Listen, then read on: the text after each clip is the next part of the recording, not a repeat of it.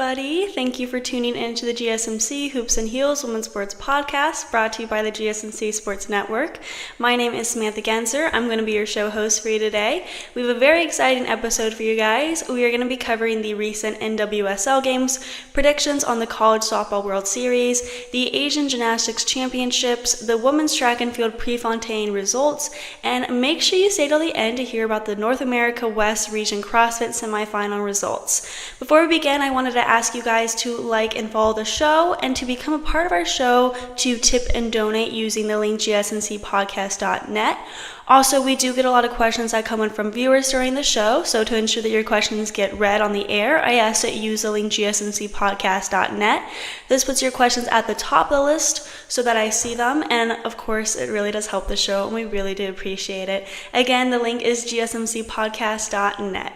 Now, let's get started. I hope you guys enjoy today's content. Okay, we're going to be starting off today's episode by talking about the recent NWSL game, National Women's Soccer League. So we're going to talk about the games from May 17th to May 25th. So those games all include the North Carolina Courage v. Utah Royals, Houston Dash v. Portland Thorns, the KC Current v. Racing Louisville, the Seattle Reign v. Orlando Pride, the Bay FC v. San Diego Wave, Washington Spirit v. Angel City, Gotham v. Chicago Red Stars, Angel City v. San Diego Wave, the Washington Spirit v. Seattle Reign, the Bay FC v. Gotham, the Utah Royals v. KC Current, the Orlando Pride v. Portland Reigns, the Houston Dash v. North Carolina Courage, and the Chicago Red Stars v. Racing Louisiana. So, if you heard any of those games that you were interested in hearing about, we're going to be talking about all of those on here today. I'm excited to get started. So, to start, we're going to obviously talk about May 17th's games to start. The North Carolina Courage beat the Utah Royals 1-0. The Courage scored their goal in the second half by Kaylee Kurtz, assisted by Brianna Pinto. Kurtz is 28 years old and has been playing on this team since 2018. She did not score any goals in 2018, 2019, 2021, and 2023, and 2020 was excluded because that was during COVID, so not a normal season. We don't need to get into that. She did score 3 goals in 2022. She plays center back, so I think it's impressive that she ended up scoring, because you don't typically hear defensive centers scoring as often. The way the goal happened was particularly epic, I'll say. Ashley Sanchez, number 2, crossed the ball way across the field, and then Pinto followed up with it and missed the goal. I'm not sure if it was on purpose or to cross it, and then Kurtz passed it right through the net when the goalkeeper was completely out of position. The Courage did pretty much dominate the game. They had 20 shots total, with 6 of those actually being in target of the goal. And they also had 63% of possession of the ball and just more accurate passes in general. So they did pretty much dominate the entire game. Next game is the Portland Thorns v. Houston Dash, which ended in a 2-0 win for the Portland Thorns. The Portland Thorns really dominated with 22 attempted shots total and 10 that were actually on target. But still, the Houston Dash did pretty good keeping up, as they had 12 attempted shots in total. Both goals were scored in the second half by Anna Diaz and Olivia Moultrie. Diaz is a forward and Moultrie is a midfielder who has already scored 3 goals this season. She is a really dominant player for the Portland Thorns, and she has been a good scorer for the team since 2022. Next game, we have a tie with the Kansas City Current and Racing Louisville, with a final score of 3-3. This was an interesting game since it was a pretty high-scoring game. The possession throughout the game was pretty 50-50, and both of the passing accuracy was about the same. So these two teams matched very evenly, pretty much. Defender Gabriella Robinson and midfielder Savannah DeMello scored 2 goals for Louisville. Defender Style Balansager Pedersen of KC Current scored her goal for her own team. Obviously, it was an accident, but whenever that happens, I always get secondhand embarrassment, and I just feel so bad for the player because of the guilt you must have. Anyway, we're going to talk about some other games where own goals did unfortunately happen. Midfielder Michelle Cooper, midfielder Lou Labonta, and midfielder Emma Sears scored the 3 goals for KC Current. The Seattle Reign FC and Orlando Pride went head-to-head that same day, and the final score was 3-2 with Orlando Pride winning. Possession of the ball was pretty 50-50, so really, I guess it could have gone either way. But as we know, Orlando Pride has been on top. They have been winning all of their games, so it's not a shocker that they won another one. And I mean, if you're rooting for Orlando Pride, I'm sure you're very happy to see that they have this huge winning streak right now. But Seattle Reign got more shots on goal, so it seems like they would have gotten a better chance to win, but the Pride defense and goalkeeper were outstanding throughout the game. Emily Sam scored the first goal for the Pride, and Barbara Banda, who is one of the highest goal scorers in Olympic history, scored the other 2 goals for the Pride. Bethany Balser and Harrod James Turner each scored a goal for the Seattle Reign. Having Banda on the Pride team is a huge threat to any competitor. She is so skilled, speedy, and a great shooter, and she really is the powerhouse superstar soccer player on the Pride team. Of course, I'm not saying that she's the star on the team as of right now, looking at the amount of goals that she's scored, but of course there are a bunch of other players on the Pride team who are super good and dominating as well. Next game we're going to talk about is the Bay FC v San Diego Wave, where the final score was 2-1 with the Bay winning. The Bay only had 6 shots in total, whereas the Wave had a total of 15. That's a huge difference. Yet the Bay was able to come out on top, but the reason that they ended up winning is because San Diego defender Hannah Ludkvist scored a goal for the opposing team, and then Scarlett Canberra scored a goal for her team for the Bay. The first goal of the game was from the San Diego Wave by Kira Carusa, so they did take the lead in the beginning, but then they got the game tied, and then their defense kind of fell a bit flat, I'll say.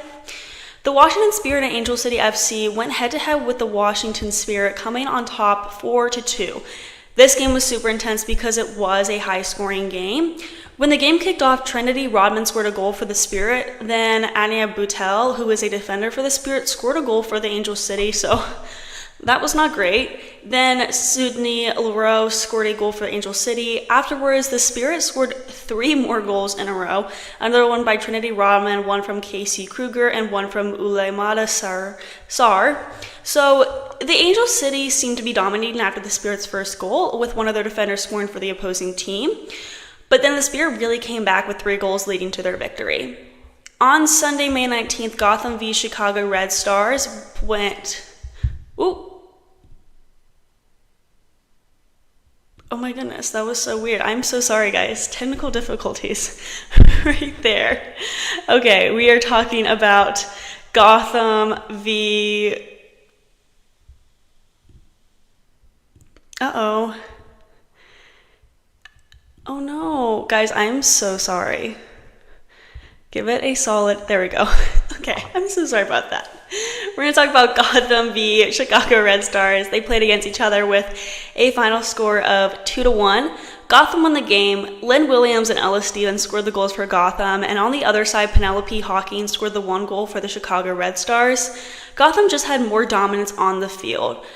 They had more shots attempted and had more possession throughout the game, so it's not a shocker that they did end up coming on top. They just kind of had that more look of strength as a team compared to their opponents, the Red Stars. On Thursday, May 23rd, there was another game where Angel City and San Diego Wave went head-to... Okay, Okay, guys, I'm so sorry. I think there is... Okay, wait. Guys, I'm so sorry. There is some out of order here. Okay, there we go. Angel City and San Diego Wave went head-to-head.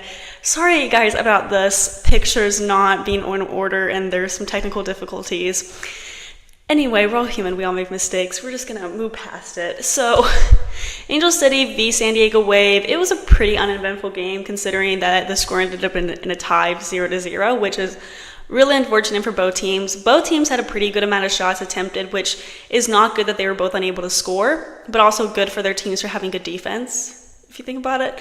Angel City had a total of 11 shots attempted, while the Wave had a total of 15 shots attempted. Both teams were pretty heavy with fouls. Also, Angel City had 9 fouls, and San Diego Wave had 12 fouls. It was a pretty evenly matched game, and it was almost 50-50 in possession throughout the game. It really could have gone either way. It was an even matched game, but it does kind of stink that it ended in a 0-0 tie. Okay, Now, let's talk about the Orlando Pride v Portland Thorns game, which was one of the most exciting games in the past week. The game had a final score of 2-1 with the Pride winning. That didn't come as a shock to me. I feel like the Orlando Pride had been pretty dominant and been doing very well in past games, obviously, and it made sense that they came out on top. Barbara Banda scored both the goals for the Pride, so she really has been their superpower. Izzy De Aquila scored the goal for the Portland Thorns, but it just wasn't enough.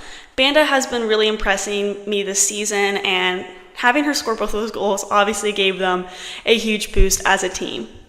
The Washington Spirit and Seattle Reign went head-to-head with a final score, a very high-scoring game, final score of 3-2. The Spirit had a total of 3 goals, and the Seattle Reign had a total of 2 goals. Corey Bethune, Andy Sullivan, and Ulimata Sarr scored the 3 goals for the Spirit. Sarr scored a goal during the previous Spirit game, so she has been doing very well for the team, obviously. Veronica Lasco and Emery Adame scored both the goals for Seattle Reign. The Houston Dash and North Carolina Courage went against each other that same day, and the Houston Dash dominated, winning the game 3-0. Ramona Bachman, Barbara Oliveira, and Deanna Ordonez scored the 3 goals. The North Carolina Courage still had some shots on goals, but they just weren't successful. The last game on May 24th was Bay v Gotham, where Gotham won 2-0. Ella Stevens scored both the goals, and in the last game by Gotham, she also scored a goal. So Stevens has really been a star player for the team, just like Banda being the star scorer for the Pride. Stevens is being sort of the star goal scorer for the Gotham. Both teams, I felt like in this game, were pretty evenly matched. It was pretty 50-50 for possession throughout the game, yet the Bay was just not successful. We have 2 more games to talk about. Both took place on May 25th. Racing Louisville beat the Chicago Red Stars 1-0. Emma Sears scored the goal for Louisville, and she scored the goal last game, so she has been a star on the team as well. Louisville got 21 shots attempted, and they only scored 1 goal, so that percentage is obviously not great. But still, they won the game, and at the end of the day, that's the main thing that matters. I always critique little small things, about percentage-wise, a ratio of how many you got in versus how many, how many shots attempted versus how much you actually got on target and things like that. But at the end of the day, it's if you won, you won. That's good.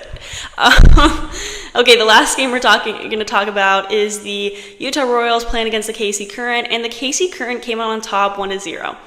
Elizabeth Ball scored the goal for the Current. This game actually kind of shocked me for how close the game was, because the KC Current is ranked 2nd in the league, and the Utah Royals is ranked last and number 14th in the league.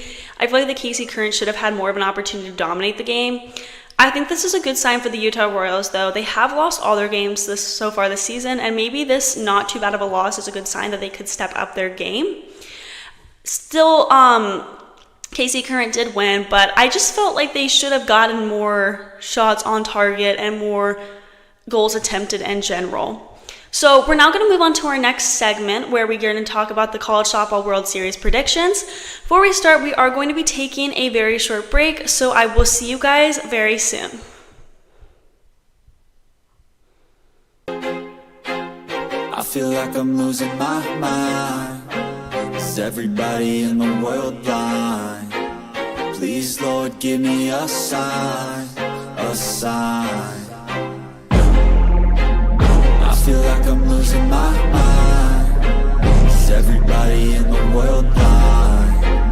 Please, Lord, give me a sign, a sign. I wanna be the greatest. Everybody on the fake shit. I look around and feel like everybody is the fakest. I make this every day and I'm impatient, hoping one day I blow up from the basement. Statement, the top is so vacant. I don't hear shit that I think is amazing. Waiting for my day when I'm playing sold out shows for 1,000 faces. Hey, give me that crown, get in my way and to be put down. It ain't your place, all this my town. If I want that shit, then I'll get it right now.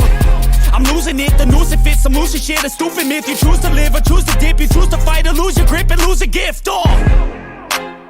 I feel like I'm losing my mind. Is everybody in the world blind?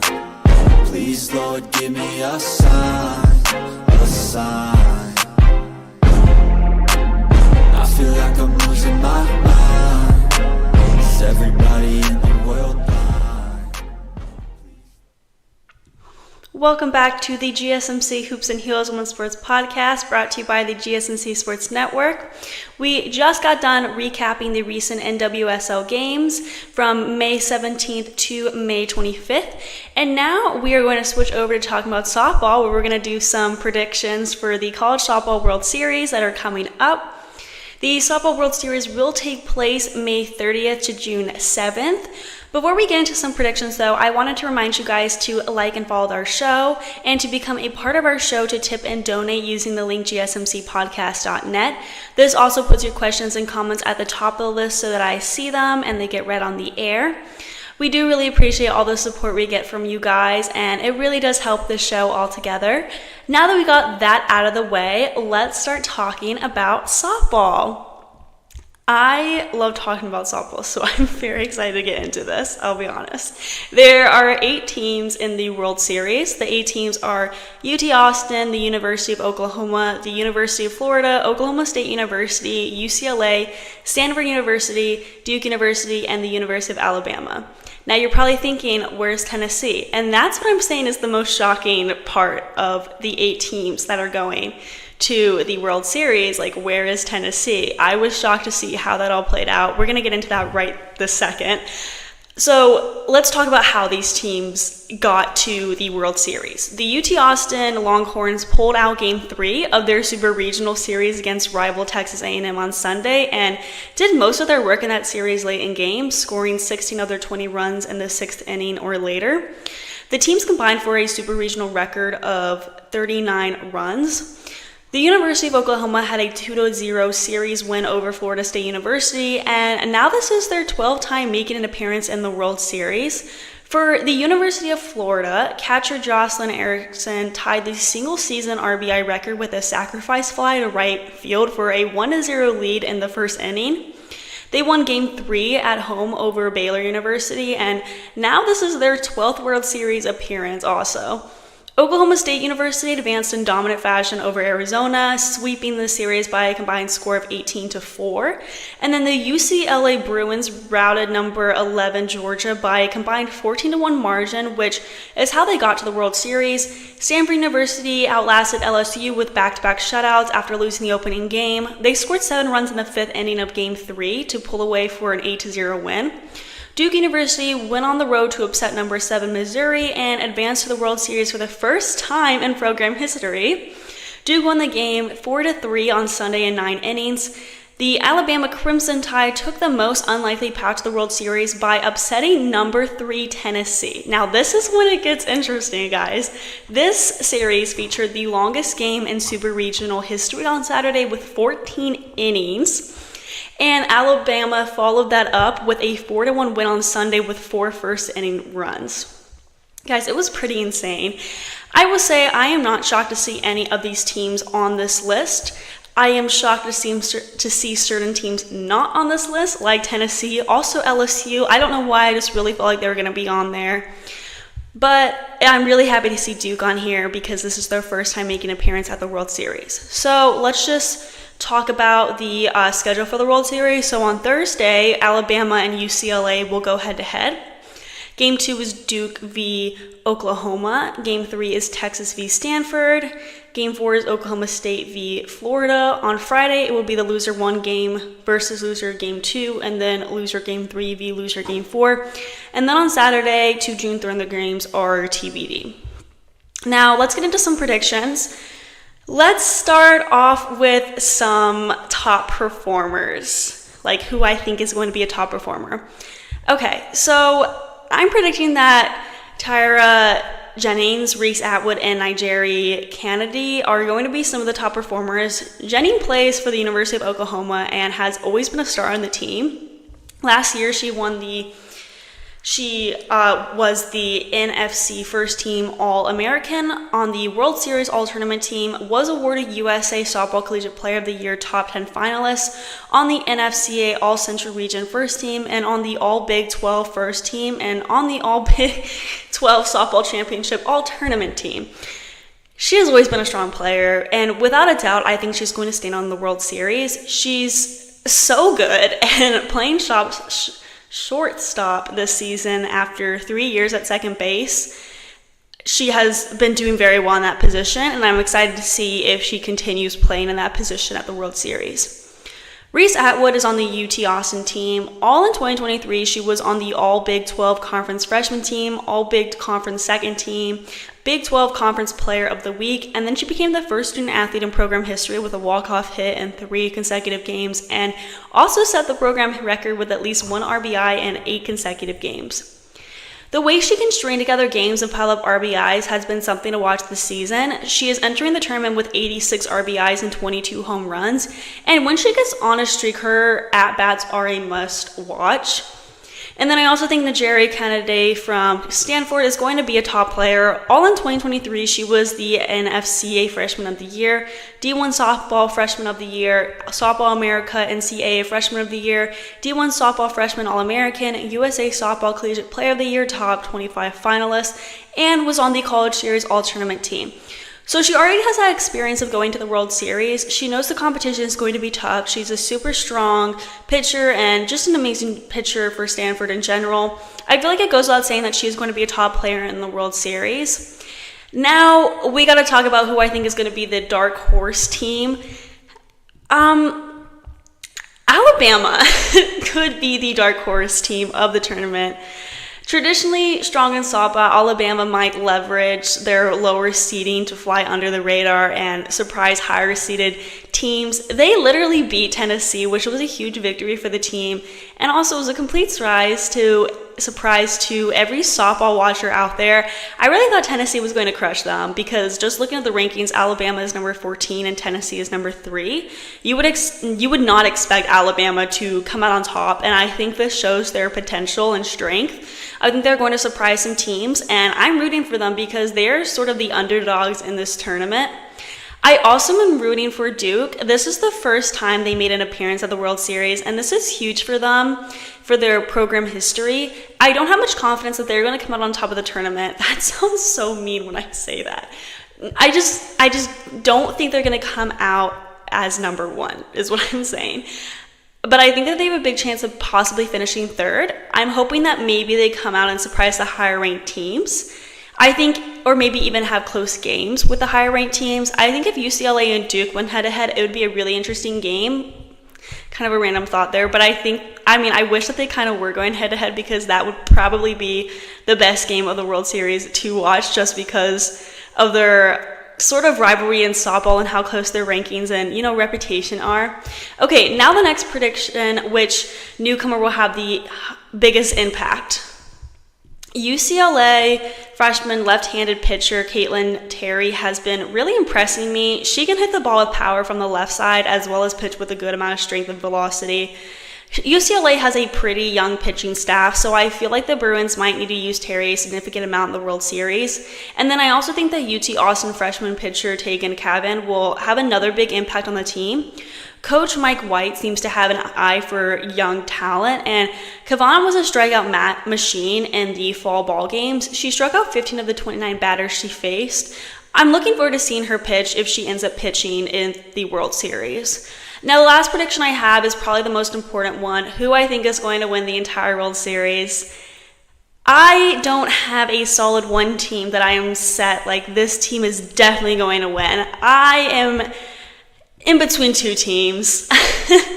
I think the winners are either going to be UT Austin or the University of Oklahoma.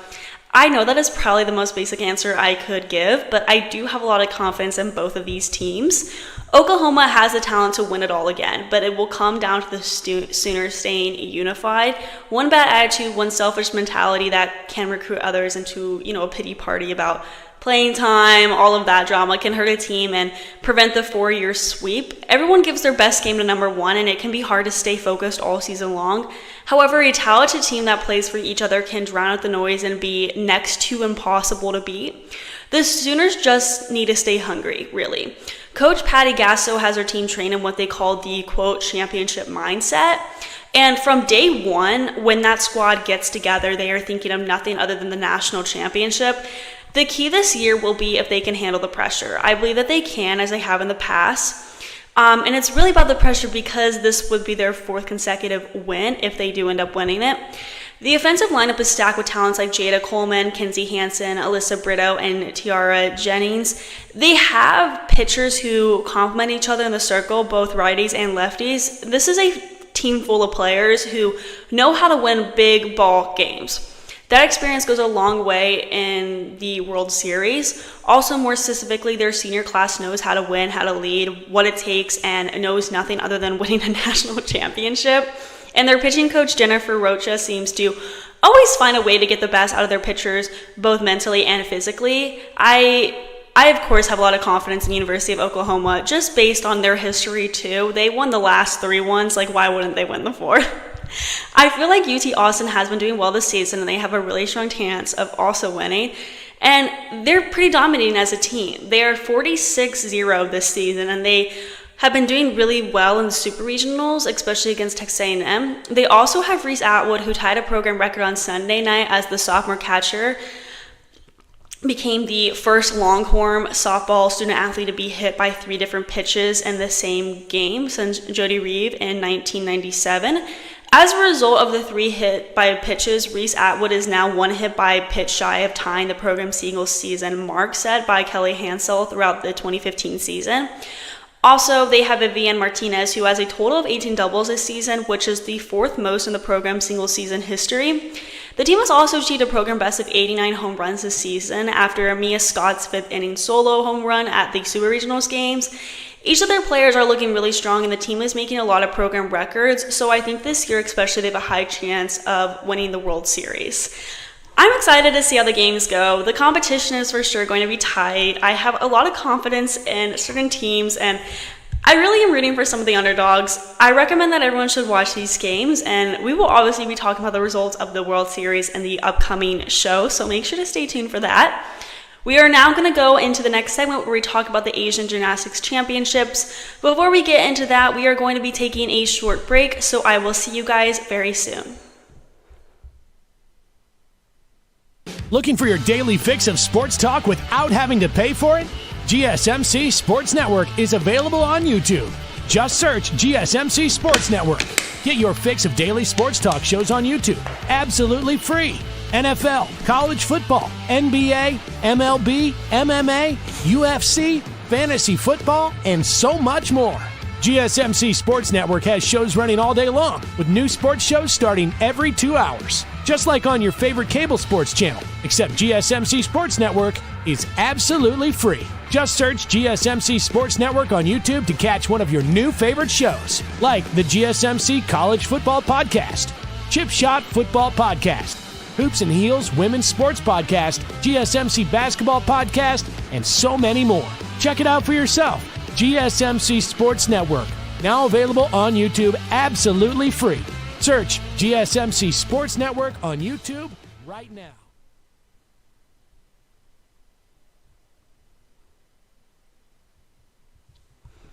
Hello everybody, welcome back to the GSMC Hoops and Heels Women's Sports Podcast, brought to you by the GSMC Sports Network. We just got done talking about some college softball World Series predictions, and we're now going to switch into gymnastics, where we talk about the results of the Asian Gymnastics Championships.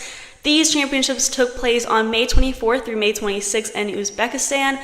This championship was particularly special because it marks something important in history. So, without further ado, we're just going to get straight into it. So, what was the historical moment at this? Dipa Karmakar became the first ever Indian gymnast to win a gold medal at the Asian Championships. In the all-around, though, the top 2 athletes were from China. The 30-year-old Dipa, who was 8th with 12.65 in the qualification, scored an identical 13.566 in her 2 attempts for an overall 13.566 in the final. She was followed by 2 North Koreans, Kim Sun-hyun and Jo Keon-bol. It was Dipa's 2nd medal in the championships after her bronze in Hiroshima in 2015. It was a remarkable performance by Dipa, who struggled through injuries, 2 knee surgeries, and a 21-month suspension for a doping violation. For someone who missed out on crucial opportunities to qualify for the Paris Olympics, first due to her suspension and then due to a decision not to send the team for one of the 4 apparatus World Cups, The Asian gold was a big consolation. Dipa, who made history when she finished 4th in the 2016 Rio Olympics vault final and narrowly missed out on the medal, said, "Of course, not being able to qualify for the Olympics was disappointing, but now I want to enjoy this moment." Earlier on Friday, Dipa finished 16th in the all-around category with a score of 46.166 and unfortunately failed to secure a Paris 2024 Olympic quota for India in gymnastics. However, the vault gold adds to Dipa's already impressive list of firsts for Indian gymnastics. She is also the first Indian female gymnast to compete at the Olympics and finish a incredible 4th in women's vault at Rio 2016, the best display by any gymnast at the Summer Games to date. She also did win the women's vault gold medal at the 2018 FIG World Cup in Turkey, becoming the first Indian to ever win a gold medal at a global gymnastics event. So even though she didn't, technically qualify for the Paris Olympics, she still has made a lot of historical records and marks in history. So she should still be very satisfied with all of those accomplishments. So now we're going to talk about the top 10 finishers in this championships. I want to put out something. I'm really sorry if I am pronouncing these names incorrectly. As we know, I am very good at, mispronouncing names, and I'm really bad at remembering names too. That's a little fun fact. So names and me just do not get along, I guess. So I apologize for mispronouncing any names. So we're just gonna get right started. With first place was Wo Jiehefa from China. She did very well in the uneven bars, finishing with a score of 13.8. In the vault, she got a score of 12.533, and on the balance beam, she finished with a score of 12.5. Her floor exercise was pretty well, but this was where she did, worse compared to her other scores. She finished with a score of 11.886 on floor, but that was still better than a lot of other competitors in the top 10. She still placed first. Obviously, that score didn't drop, her all-around score much at all. It didn't really matter in the end since she finished first. And her all-around score was 50.699. She does have that natural gymnastics build. She has this beautiful, artistic, graceful performance in the floor routine, especially, you could really tell. And I don't know, she's very beautiful to watch for performative wise. In second place was Qin Xin Yi from China. She dominated on floor with a score of 13.0, which was the highest score on floor in the top 10 finishers. She did very well on the balance beam with a score of 13.7, which was the highest score on the balance beam in the top 10 finishers by a huge margin. She was more than 1 point above on the balance beam than the first place finisher. On the uneven bar, she recorded a score of 12.133, and on the vault, she had a score of 11.733. Her all-around score was 50.566, so super close to the first place position. In third place was Emma Balabuyo from the Philippines. She did the best on floor with a score of 13.333, and then on the vault, she got a score of 13.033. Her balance beam had a score of 12.566, which was higher than most, but her uneven bars is where she didn't do so well compared to her other scores. She finished with a score of 11.466 on the uneven bars, which dropped her all-around score down a bit. Still, she did very well with a total score of 50.398, which is super close to the second and first place position, and she had third overall, which means that she qualified for the Olympics. Now, if you are like, this name is, I really recognize this name very well, it's because she actually was a gymnast at UCLA, and just 3 years ago, she traveled to Tokyo to serve as an alternate for Team USA in the Olympics. She began representing the Philippines a year ago in her quest to make the Olympic team. She almost gave up on her dream after falling short in the International Gymnastics World Cup Series. She said she cried for 3 days after the World Cup and admitted she began doubting herself. So this is such a huge accomplishment for her that she qualified for the Paris Olympics. She said after the competition, quote, "I'm just so overwhelmed. I'm speechless. I think I'm still shaking just hearing the news." And I'm like, is this real? I still can't believe it just because it's been such a long and endurance path to get here. The fourth place finisher was Ida Bauer-Shanava from Kazakhstan, and her all-around score was also super close to the second and first place finishers. She finished with an all-around score of 50.365. Her floor exercise was her best score with a total of 13.066 points. Her vault score was her second best with a score of 12.966. And her balancing score followed pretty close at 12.7. Her uneven bars score was where she did not do too well with a score of 11.633. So just like the third place finisher, she was lacking a bit on the uneven bars. In 5th place was Liao Chung from Taiwan. She had an all-around score of 49.932. Her vault score was the best with a score of 13.066, and her floor exercise was pretty close, standing at 13.0. Her uneven bars and balance beam was not her best, with scores of 11.4 and 11.766 respectively. I really admire watching her because she has those long, beautiful legs that make her this graceful, artistic-y gymnast, and I feel like I said this before in another video, but there is sometimes those two different gymnasts where you have those powerful, strong, muscular gymnasts, and then you have your more graceful, lengthy gymnast. And I feel like she encompasses that lengthy, graceful gymnast so well, but also she has that strength that provides her the momentum to do so well in the vault. I don't know, she just kind of has it all, I feel like, and I see her definitely maybe being a huge Olympic contender in the future if she does continue. In 6th was Levi Young Ruvirva from the Philippines with a total score of 49.166. She did very well on all of her events, but she did not have a score in any events of 13 and above, which kind of put her down in the final score, on average. She had a score of 12.7 on vault, 12.8 on the uneven bars, 11.166 on balance beam, and 12.5 on floor. Although her scores were good, the opponents above her all had a score of 13 and above and something, which helped them boost their all-around score to make the top 5. In 7th place was Lim Sumin from South Korea. She did very well on vault and floor, but her uneven bars and balance beam scores her all-around score. She ended with a total score of 49.099, 13.033 on vault, and 12.966 on floor, but her uneven bar score was 11.3, and her balance beam score was 11.8. In 8th place was Alexandra Shevchenko from Uzbekistan. She was super close to the 7th place finish, and her all-around score was 48.965, so literally so close.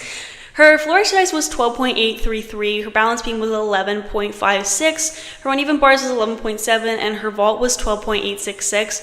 She did really well on the vault and floor, just like the 7th place finisher. She's probably one of my favorites to watch as well. I feel like her name is very much known globally, and she does have a very good record. So, I enjoyed watching her a lot. In 9th and 10th, the all-around scores were so close. It's actually insane.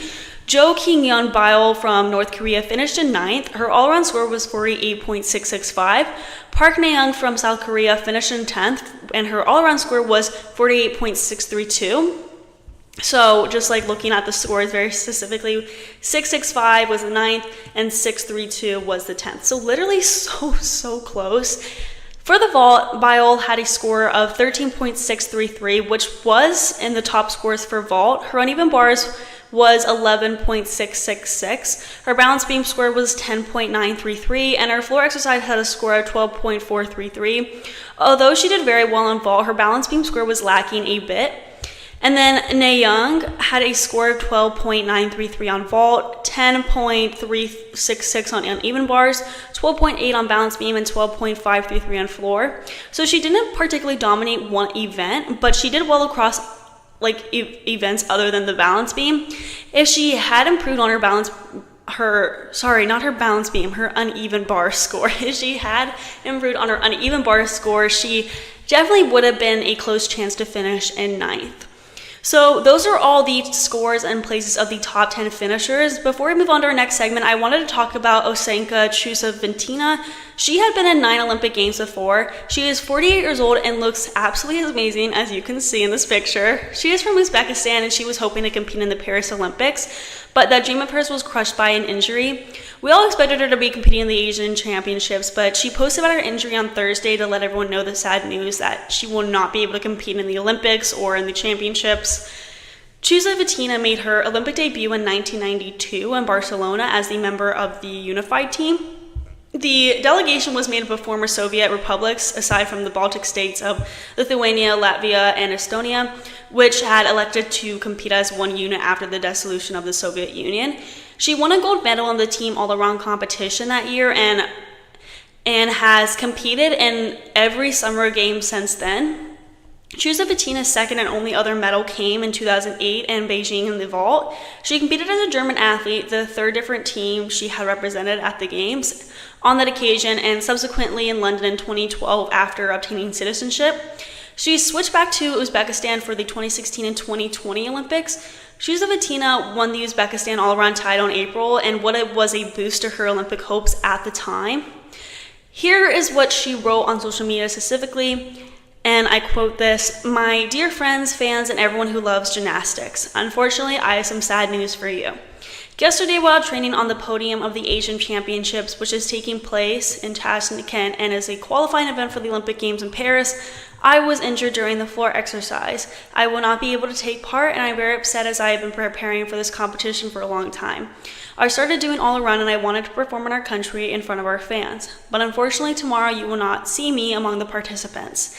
I would like to express my gratitude to all of you, but you can come and support our girls. That's what I'm going to do tomorrow." It is really upsetting news, but at least she had the opportunity to compete in many Olympics in the past and had done very well there. I'm not sure if she is planning on competing in the next Olympics, but honestly, I don't think she will.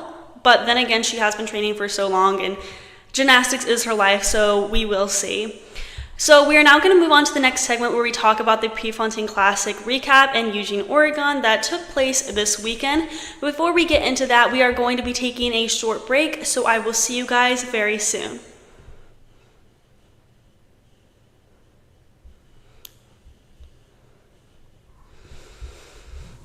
For the best and latest podcasts available anywhere, go to the podcast app on your cell phone and type in GSMC to access free content-rich podcasts on health and wellness, book reviews, sports, entertainment, relationships, social media, movies, technology, finance, and even weird news. Subscribe and download the GSMC Podcast Network's family of shows, available everywhere podcasts are found.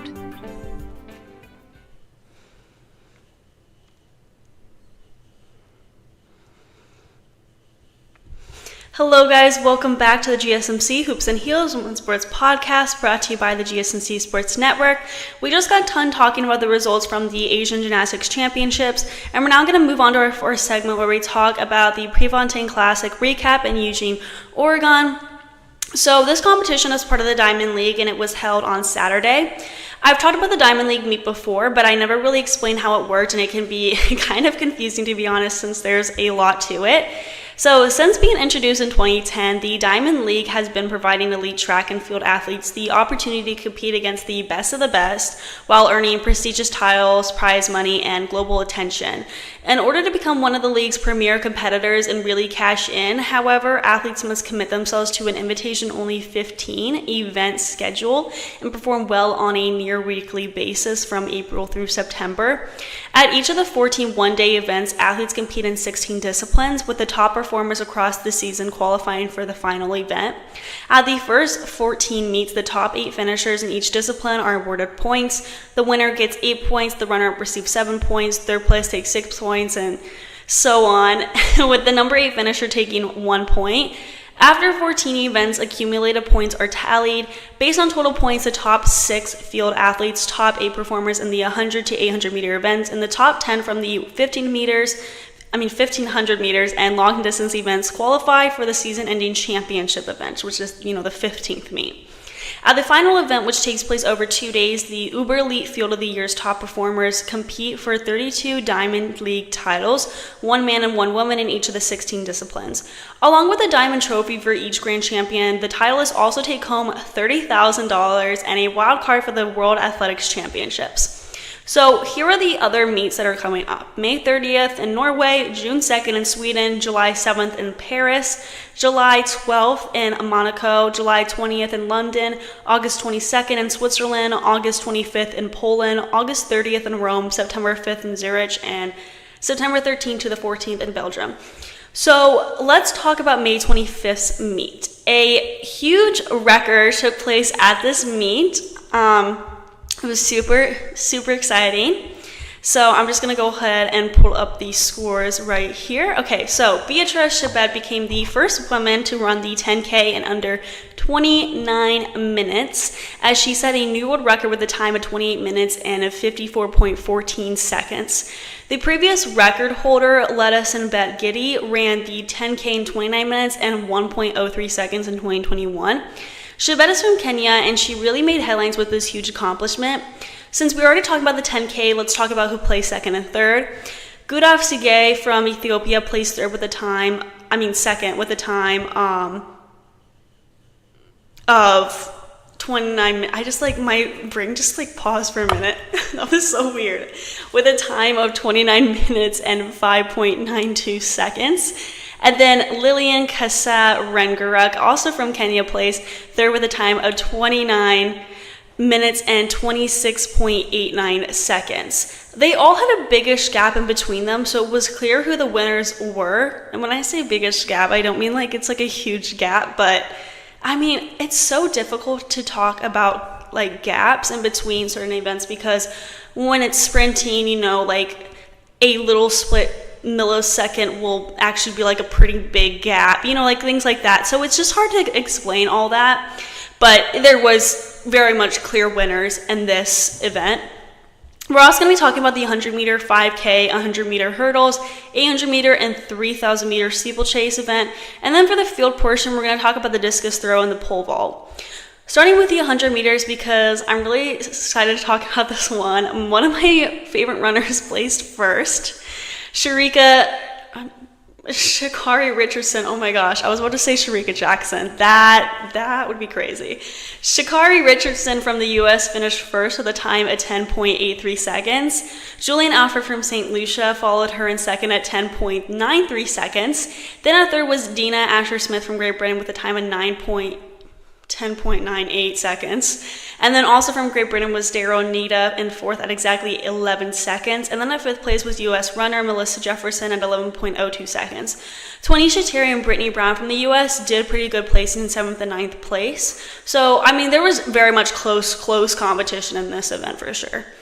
In the 5K, runners from Ethiopia dominated the top 5. It was pretty much insane. They literally covered all top 5 positions.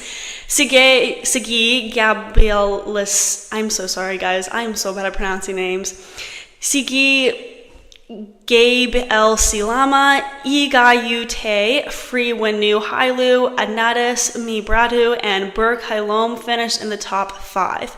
Their times were, and in order of the places, 14 minutes and 18.76 seconds, 14 minutes and 18.92 seconds, 14 minutes and 20.61 seconds, 14 minutes and 22.76 seconds, 14 minutes and 23.71 seconds. I am so sorry. I am looking at this picture, and that 5th place position right there, that is the 6th place time of the person that got 6th place. But the 5th place time of Burke Halem was 23.71 seconds. So I'm sorry for that incorrect representation on the screen there. Okay, so now let's talk about the 100 meter hurdles. I love watching this event because it is so insane to me how these runners can run that fast, and then on top of it, they have to jump over the hurdles. It's so satisfying to watch. Also, sometimes makes me scared for them, because if you hit your ankle on those hurdles, it hurts so bad, and you're going at that speed. So just think about all that power you have. Anyway, in first place was Serena Sambo Mayella from France at 12.52 seconds. In second was Jasmine Camacho Quinn from Puerto Rico at 12.54 seconds. And the third place was Tonia Marshall at 12.55 seconds. And literally look at that difference between second and third. That is insane. At fourth was Devin Charlton from the Bahamas at 12.63 seconds, and in fifth was a tie of Alicia Johnson from the US and Danielle Williams from Jamaica at 12.65 seconds.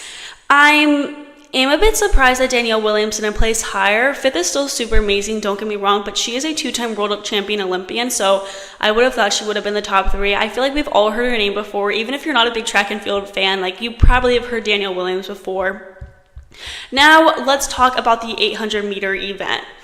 This kind of seems random, but this is also one of my favorite events to watch because it's 2 laps, so it's considered long distance, but it isn't that long of a race. I don't know, it's just interesting. You have to have that like perfect mix of sprinting abilities and long distance running abilities. In first at the meet was Keely Hodgkinson from Great Britain with a time of 1 minute and 55.78 seconds. And then in second, super close, was Mary Mora from Kenya at 1 minute and 56.71 seconds. And third was Gemma Riki from Great Britain at 1 minute and 57.45 seconds. At fourth was Nia Atkins from the US at 1 minute and 57.98 seconds. She was literally right behind the third place spot also, which is so insane how close these competitions can get in a long distance. That is super duper close. And fifth was Halima Nakaya from Uganda with a time of 1 minute and 58.18 seconds. It kind of is surprising how close the times can get. It's very difficult to decipher who exactly is in what position sometimes when times can get that close. I don't know. Whenever I'm watching track in general, my mouth is always dropped to the floor because the athletes are so fast. Like, they look like they're sprinting when they're doing long distance races, which is insane to me. Also, a little funny story, when I was looking at these times, I did not see the 1 minute on them first before I saw them, so I literally was like, wait, the top 5 people did the 800 2 laps around the track less than a minute. I was like, that's no way, no shot. Anyway, random story, but it makes sense that it was less than 2 minutes, not less than 1 minute. Anyway, moving on to the 3000 steeplechase. Wow. This is also one of my favorite events to watch because it is so different from literally any other event. I'm just going to mention the top 3 finishers here. Peruth Shamutai from Uganda placed first, clocking a time at 8 minutes and 55.09 seconds. Beatrice Chepkoech from Kenya. Oh my gosh, I am so sorry. I cannot pronounce words sometimes. Placed second with a time of 8 minutes and 56.51 seconds. And then third was Faith Sherotich, also from Kenya, at 9 minutes and 4.4945 seconds. Big gap there. I'm a huge fan of Beatrice Chepkoech. That is why I kind of wanted to mention this event. She won gold medals in the 29 World Championships and 2018 African Championships, and silver medal at the 2023 World Championships. So I've been watching her for quite a while, and she always has been that competitor that is so fierce and impressive to watch. She just keeps getting better, and I feel like she just always gets better and better, and I'm excited to see her in the next meet.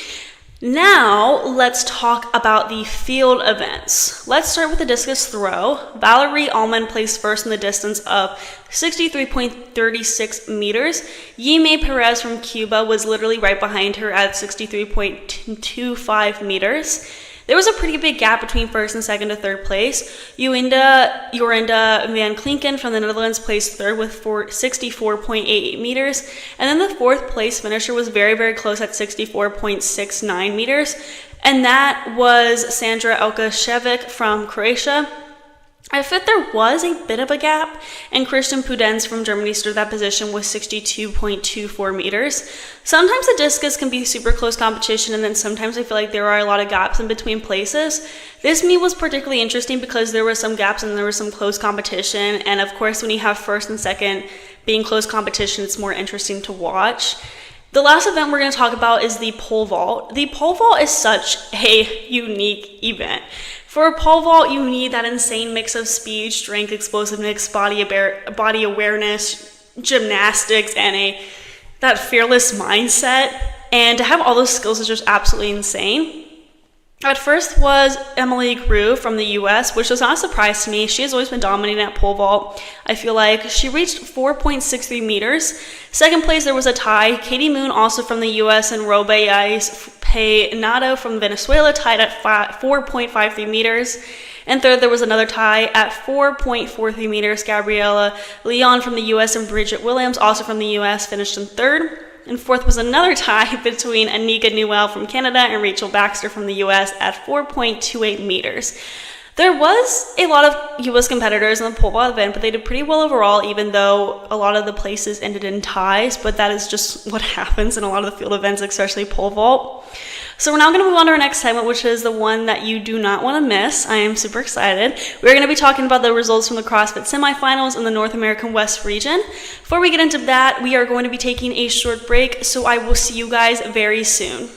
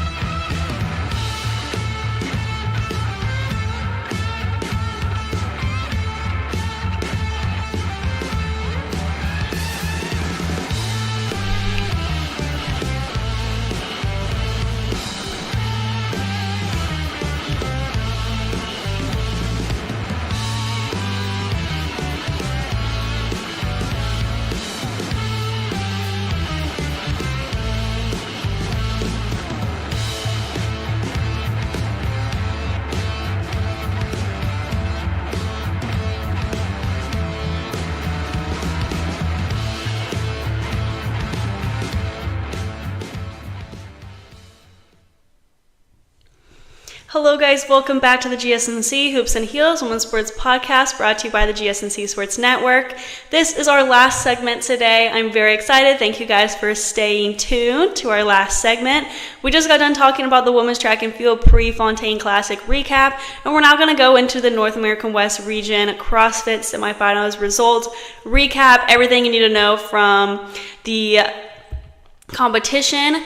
So the results from the Asia and Europe semifinals had already taken place, and we did talk about that in our other podcast. If you're interested in hearing about how those went, I recommend you check out the video from Thursday, May 21st. I also made some predictions on Friday, May 24th about who is going to place and qualify for the CrossFit Games in the North American West and Oceania regions. So if you are interested in seeing if I'm right and made some pretty decent predictions, I recommend you go check out that video. So without further ado, let's talk about the semifinals in the North American West, and tomorrow's video will be in our region. So if you're interested in that, you should very much join us tomorrow at 8 p.m. Eastern time. Okay, so let's just get started. So only the top 8 athletes qualify to the CrossFit Games from the North America West region. So I predicted Alex Gazin was going to come out on top, but I was wrong. She came out in second, so not too far out, but I did not even include the first place person and the people that I really thought were going to qualify for the games. So that's really disappointing on me. Whoops. Anyway, the first place person was Abigail Dommett. She's always been a strong competitor, and she won second in the quarterfinals, so yes, it makes sense that she placed first in the semifinals. For event 1, Dommett did good. She finished in 4th. Event 1 was particularly harder in this region because the competitors had to go up and down the stairs, climbing involved, so just keep that in mind. Dommett's final time in event 1 was 24 minutes and 44.20 seconds. Caitlin Bernardin placed first in this event, which is great for her, but also kind of sucks because she didn't even finish in the top 15. In the second event, Dommett finished 6th with a time of 13 minutes and 25.45 seconds. Ariel Lowen finished first in this event, but we will get into her later because she qualified for the games. Then in the third event, Dommett finished in 5th place with a time of 11 minutes and 23.78 seconds. Alex Gazin placed first in this event, but we're going to talk about her next, obviously. In event 4 and 5, she placed 9th. Her event 4 time was 9 minutes and 6.17 seconds, and her event 5 time was 6 minutes and 34.65 seconds. Olivia Kerstetter placed first in both of these events, but because she did not really dominate any other events, she was not able to qualify for the games. I really did think she was going to be one of the qualifiers. It seems she might have gotten unlucky, but still it is a huge accomplishment that she finished first in 2 events, regardless. In the last event, Dommett finished in 3rd place with a time of 3 minutes and 25.52 seconds. Alex Gazin also finished first in this event. Anyway, so we just brought up her name. Let's now talk about who placed second, and that would be Alex Gazin.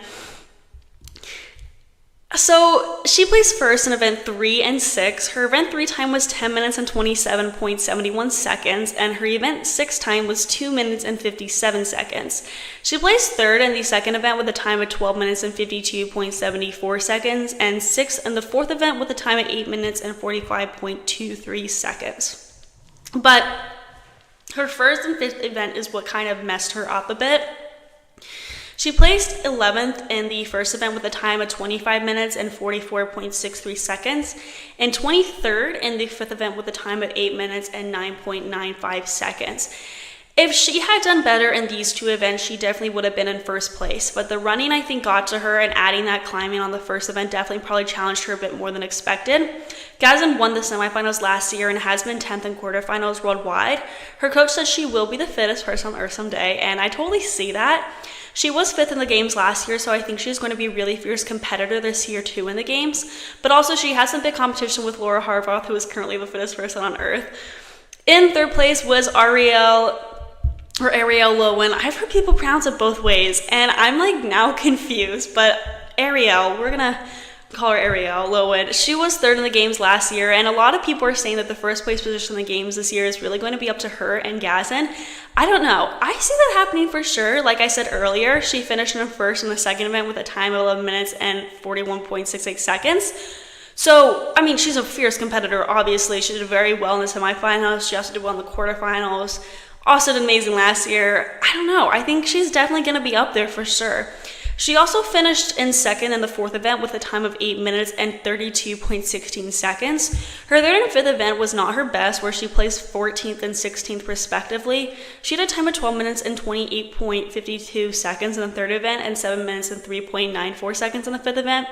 In event 1, she placed 8th with a time of 25 minutes and 27.56 seconds, and in the last event, she placed 9th with a time of 4 minutes and 6.91 seconds. Her first and second place position really put her up there for sure. And fourth was Hattie Canyo, who I didn't even talk about in my predictions at all. In the beginning of the first day, she was in first place, so she was really impressing everybody from the beginning of the semifinals. She placed third in the first event with a time of 24 minutes and 37.84 seconds, seventh in the second event with a time of 13 minutes and 25.60 seconds, fourth in the third event with a time of 11 minutes and 23.45 seconds, eighth in the fourth event with a time of 9 minutes and 3 seconds, fifth in the fifth event with a time of 5 minutes and 47.76 seconds, and 23rd in the sixth event with a time of 4 minutes and 49.91 seconds. She has not gotten much attention, obviously, so she's kind of slipping through the cracks. She's going to be a standout competitor in the games because she has been so shocking with her placements. It seems she has been doing some rigorous training that she's probably and hopefully going to do well in the games. And fifth was Emily Rolfe, who I had a lot of confidence in was going to make it to the games. She placed second in the first and third event with a time of 24 minutes and 15.58 seconds and 11 minutes and 11.92 seconds. In the fourth event, she also stood out at fifth place with a time of 8 minutes and 42.36 seconds. In the sixth event, she did pretty well, finishing in seventh with a time of 3 minutes and 58.51 seconds. And then in the second event, it was pretty decent for her at 13th place with a time of 14 minutes and 8.60 seconds. But she placed 29th in the fifth event, which is why she was not in the top 3, but still being in the top 5 is really impressive, and she qualified for the games, and that's what matters the most, really. She clocked a time of 9 minutes and 26.44 seconds in the fifth event. She was a strong candidate to win first place in the first event with her ability to combine running with lifting, but she got second, which is still very good. If there are workouts in the games that combine running with lifting, I think she's going to be a fierce competitor in those events. And sixth was Danny Spiegel, who I also had a lot of confidence was going to make it to the CrossFit Games. Last year, she failed to qualify for the games, and we saw her express some criticism of CrossFit on a podcast. So I think she got super hungry this year, which really helped her in qualifying.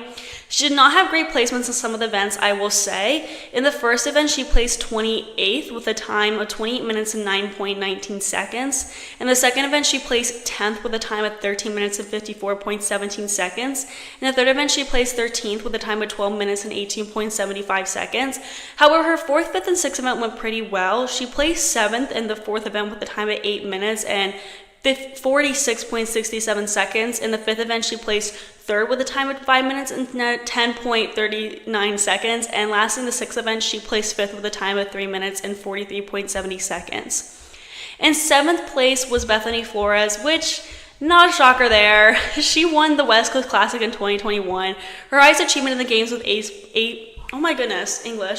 Her highest achievement in the games was 8th place in 2019, and she has been working very hard since. She's probably been very hungry. Flores has very similar placings in all events pretty much. In the first event, she placed 14th with a time of 26 minutes and 9.66 seconds. 11th in the second event with a time of 13 minutes and 55.29 seconds. 6th in the third event with a time of 11 minutes and 27.82 seconds. 4th in the fourth event with a time of 8 minutes and 40.04 seconds. 19th in the fifth event with a time of 7 minutes and 28.57 seconds. And lastly, 11th in the sixth event with a time of 4 minutes and 8.76 seconds. In 8th place, also no shocker here, was Kyra Milligan. She has always been pretty known in CrossFit and has done very well in the past. I had high hopes for her, and I'm happy to see that she's going to the games this year. Here are her placements. 18th in the first event with a time of 26 minutes and 46.84 seconds. 8th in the second event at 13 minutes and 35.01 seconds.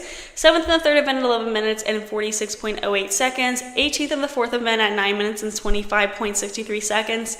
6th in the fourth event at 5 minutes and 51.94 seconds. And 10th in the sixth event at 4 minutes and 7.15 seconds. She did very well across the board. Her event 1 definitely could have improved, but as you saw, it was a bit shocking what placements everyone that qualified for the top 8 got in the first event. But I do think that was because there was increased difficulties in this event 1 in this North American West region because of the extra, climbing and stairs and all that. So you have to take that into consideration. Okay, so that concludes our show for today. I had a lot of fun talking to you guys. Thank you guys for tuning into the GSMC Hoops and Heels Women's Sports Podcast, presented to you by the GSMC Sports Network. Your support means a lot to us, so please remember to subscribe to the show and leave a positive review. It really does make a difference. We also invite you to follow us on Facebook, Twitter, TikTok, and Instagram for more content and updates. Thank you guys once again, and have a wonderful day. Mm-hmm.